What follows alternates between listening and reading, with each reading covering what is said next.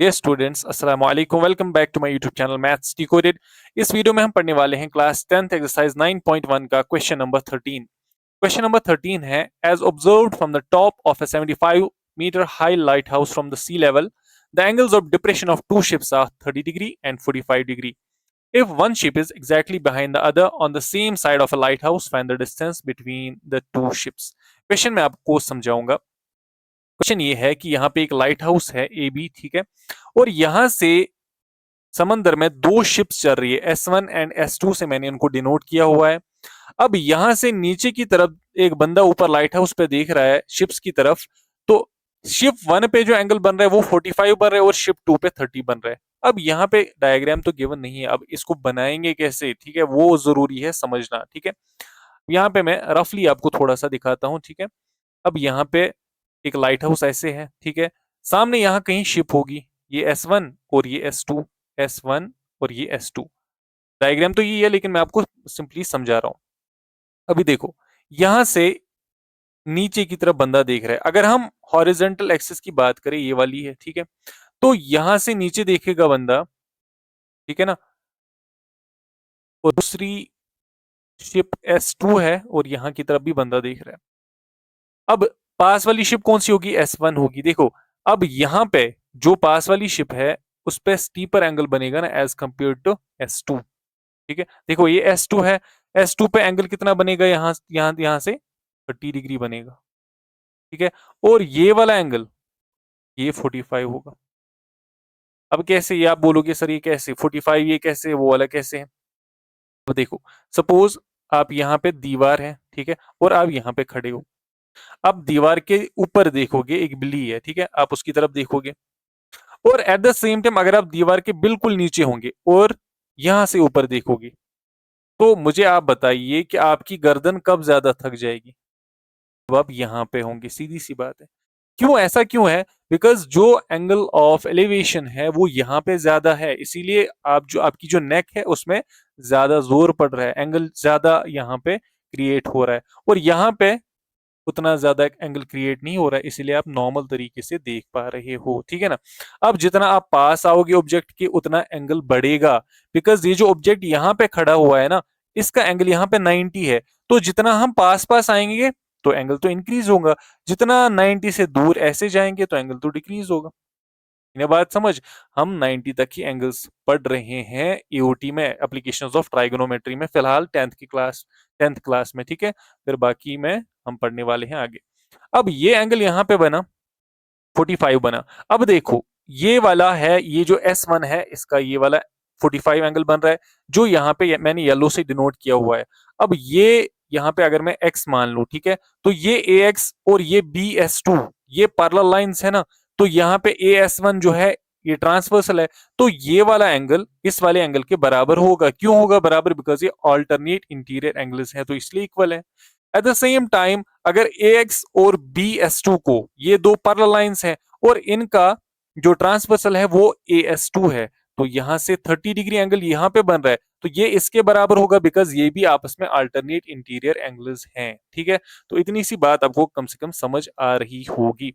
असल में ऐसे बन रहा है, ये दो ऐसे पैरेलल लाइंस जा रही थी, ठीक है, और ये ऐसे है, यहाँ पे ये अल्टरनेट इंटीरियर एंगल्स, और एक यहां से ही है, और इसका एंगल ऐसे बन रहा था, सॉरी ऐसे नहीं, ये वाला है, ठीक है, तो इसका एंगल ऐसे बना था, तो ये इसके बराबर होगा, बिकॉज ये अल्टरनेट इंटीरियर एंगल्स है।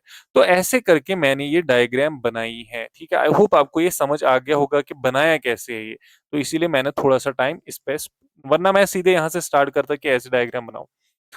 तो चलिए अब देखते हैं, अब हमें फाइंड आउट क्या करना है। हमें फाइंड आउट करना है distance between two ships, that means this distance we have to find out, ये वाली डिस्टेंस हमें फाइंड आउट करनी है, ठीक है ना।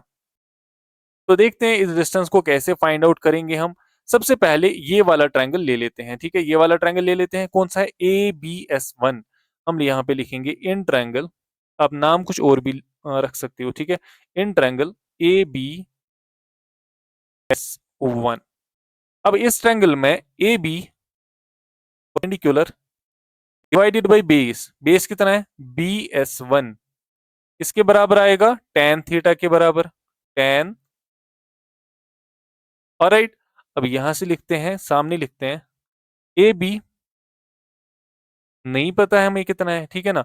BS1 सॉरी ये पता है, ये 75 मीटर है, AB 75 मीटर, ये तो हमें पता है। AB के बदले 75 आएगा, डिवाइडेड बाय BS1 हमें नहीं पता है, तो BS1 as it is equal to 10 और थीटा। अब थीटा एंगल यहाँ पे कितना है, 45 डिग्री है, ठीक है। अभी तक तो आपको जो है ट्राइग्नोमेट्रिक टेबल जो है वो याद हो गया होगा, और अब वैल्यूज जो हैं आपको याद हो गए होंगे उसके, तो आई आई थिंक अब आपको प्रॉब्लम नहीं होगी, आई होप सो। अब 75 डिवाइडेड बाई BS1, 1045 किसके बराबर है, 1 के बराबर, इज इक्वल टू 1, ठीक है।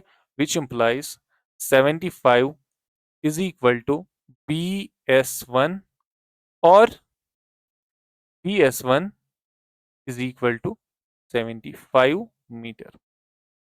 अब यहां से हमने देख लिया कि ये जो BS1 डिस्टेंस है ये कितनी है, 75। ये वाली डिस्टेंस ये भी 75 मीटर ही है, ठीक है। बट हमें ये फाइंड आउट तो नहीं करनी है, हमें फाइंड आउट करनी है ये वाली डिस्टेंस। तो ये वाली डिस्टेंस निकालने के लिए हमें बड़ा ट्रायंगल लेना पड़ेगा, ABS2 वाला ट्रायंगल, ठीक है। तो हम यहां पे लिखेंगे in triangle ABS2। ABS2 triangle के केस में सेम यूज करेंगे हम, AB डिवाइडेड बाई BS2, देखिए पूरी डिस्टेंस हमने ले ली, ठीक है।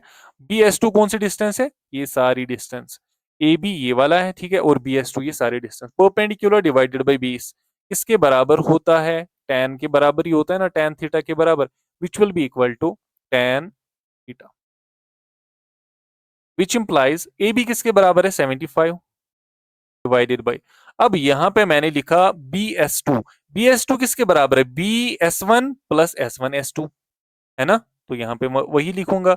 आप नाम कुछ और भी रख सकते हो अगर आपको नाम डिफिकल्ट लग रहे हैं तो BS2 BS1 प्लस S1S2 के बराबर है, तो ये वाला portion BS1 plus S1S2 equal to tan theta के बदले 30 डिग्री इधर से आएगा, विच इंप्लाइज सामने लिखेंगे, ठीक है, 75 डिवाइडेड बाई BS1 अभी आया हमें 75, तो 75 हम लिखते हैं, प्लस S1S2 हमें फाइंड आउट करना है, तो S1S2 को ऐसी एज इट इज लिखेंगे, which will be equal to tan 30 किसके बराबर होता है, 1 डिवाइडेड बाई √3 के बराबर होता है, ठीक है।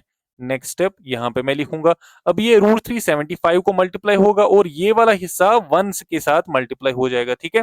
कुछ ऐसे होगा, देखो ये वाला हिस्सा इधर जाके मल्टीप्लाई हो जाएगा, ये वाला हिस्सा इधर जाके मल्टीप्लाई हो जाएगा, ठीक है।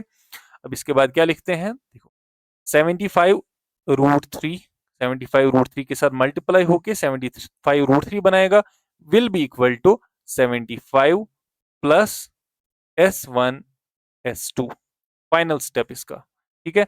अभी हम क्या करने वाले हैं, ट्रांसपोज करने वाले हैं किसको, देखो यहां से इसको इधर ले जाएंगे, ठीक है, ट्रांसपोज होगा, तो यहां से क्या बनेगा, 75 √3 minus 75 is equal to S1S2, because ये 75 इधर गया तो साइन इसका चेंज हो गया, ठीक है। यहाँ पे 75 यहाँ पे भी है, 75 यहाँ पे भी है, तो 75 को कॉमन ले सकते हो आप, 75 कॉमन ले लिया हमने, अंदर क्या बचा, √3 माइनस, यहाँ पे तो 75 था वो बाहर आ गया तो 1 बचा खाली, इज इक्वल टू S1S2। तो देयरफॉर हमें ये पता चला कि distance between two ships that is S1S2 is equal to 75 √3 into √3 minus 1 metres में है, तो इधर मीटर लिखेंगे, ठीक है। तो ये था हमारा क्वेश्चन, आई होप आपको ये सारा क्वेश्चन समझ आ गया होगा, ठीक है। एंगल्स इसकी जो जब आपको ये बनाना आएगा ना, ये इसकी जो फिगर है, तो फिर आसान लगेगा आपको। अगर आपको फिगर बनानी नहीं आई तो देन ये डिफिकल्ट है, इसमें कुछ याद रखना नहीं है, ठीक है। आपको ये पता चलना चाहिए कि जो एंगल ऑफ डिप्रेशन है वो हॉरिजॉन्टल के हिसाब से बन रहा है, ठीक है। अब हॉरिजॉन्टल ये वाली नहीं है, ये वाली, ठीक है, AX, ठीक है। तो यहां से फिर ये एंगल के बराबर कैसे है, because these are alternate interior angles, और ऐसे ये एंगल इस एंगल के बराबर है बिकॉज ये अल्टरनेट इंटीरियर एंगल्स है। तो आपको यहाँ पे लाइन लेनी है ये एक्स, और इसी के अलोंग अगर आप जो लाइंस बना रहे हो तो एंगल तो यहाँ पे बनेंगे। सोचना आपको इस हिसाब से है कि बड़ा एंगल कौन सा ले, अब ये वाला बड़ा एंगल है कि ये वाला बड़ा एंगल है। अरे यार सीधी सी बात है, यहाँ पे चेक करो ना, एंगल जितना, जैसे यहाँ पे मैंने ये बना लिया, ठीक है, ये बड़ा एंगल होगा कि ये बड़ा एंगल होगा? आप बोलोगे सर सीधे ये बात, ये तो बड़ा है, ऐसे बड़ा दिखता है एंगल, जितना यहाँ पे ये जो इसकी वर्टेक्स जितनी बड़ी है उतना बड़ा एंगल होगा। तो वैसे ही ये तो छोटा एंगल है, ये बड़ा एंगल है। ऐसे भी आप देख सकते हो, या फिर ऐसे देख सकते हो, जितना पास ऑब्जेक्ट होगा तो एंगल स्टीपर होगा, जितना दूर ऑब्जेक्ट होगा तो एंगल जो है वो उतना स्टीपर नहीं होगा, ठीक है ना। एंगल ऑफ इंक्लिनेशन या एंगल ऑफ डिक्लिनेशन वो उतनी कम होगी, ठीक है, जितना पास ऑब्जेक्ट होगा। तो आई होप ये सारा आपको समझ आ गया होगा। क्वेश्चन नंबर 13 भी कंप्लीट हो गया। अब इसके कुछ क्वेश्चंस बचते हैं, तो उसके बाद हम कोशिश करेंगे कि हम वन शॉट वीडियोस बनाएं और आपका जो सिलेबस है जल्द से जल्द कंप्लीट करें। और उसके बाद भी और भी कुछ आउट ऑफ बॉक्स सोचने वाला हूँ आप लोगों के लिए। बट बस यही है कि आपको चैनल को बहुत ज़्यादा प्यार देना है, और चैनल को शेयर करना है अपने फ्रेंड्स के साथ। और अगर सब्सक्राइब नहीं किया अभी तक तो प्लीज़ चैनल को सब्सक्राइब कीजिए, ठीक है। आपको भी फ़ायदा होगा, मुझे भी फ़ायदा होगा। तो आगे वैसे आपके लिए बहुत कुछ आने वाला है। रिसेंटली मैंने सुना है कि जो बोर्ड एग्जाम्स हैं वो मार्च के बजाय दिसंबर में होने वाले हैं, बट नेक्स्ट ईयर से, इस साल तो आपको मार्च में ही देने पड़ेंगे, नेक्स्ट ईयर से आई थिंक हो जाएगा वो। तो आई थिंक वो बहुत अच्छा स्टेप है for our state, J and K. So let's hope so. Thank you very much for watching this video.